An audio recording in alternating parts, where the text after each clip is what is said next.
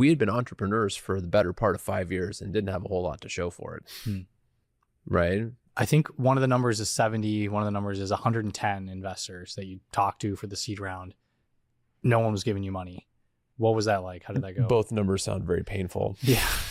When we were starting Robinhood, like one of the theses was that mobile is going to be people's computer, right? Like that's going to be the device that is effectively their computer. At the time, that was like one of the things that was kind of viewed as crazy. It's like, well, what makes you think that people are going to want to have their finances on their phone? You know, it was like, y'all don't know how to build consumer products.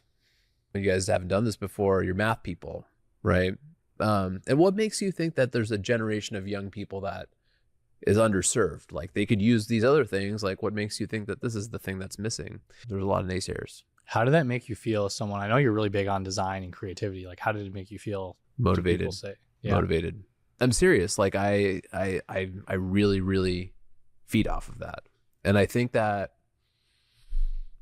it's like a challenge, right? Because yeah, a lot of no's, it was like very difficult back then. And like over time, I've kind of learned to channel that, right? And use that use that as like positive motivation.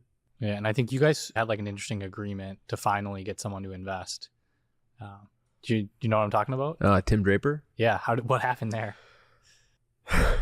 Oh man. Yeah. So this was this is like when we were at the pits of not being able to raise any money.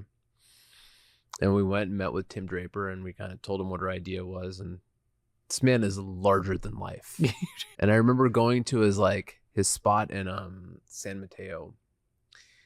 And I think we were like, there's like a Tesla that had been cut in half, like in the middle of the place. And we were sitting there, he's wearing like a Spider-Man tie. And we're like, holy cow, we're like meeting with Tim Draper. Yep. And he's like, well, you know, great idea. It's never going to work. You know, you're never going to get past like, you know, these approvals that you have or whatever. You need a broker dealer license or something? Mm-hmm. And we were working on that at the time.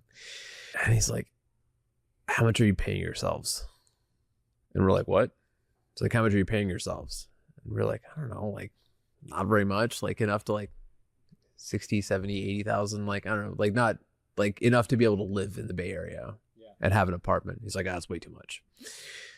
Great idea. Never going to happen. You guys are paying yourselves too much. And we leave this meeting and we're just confused.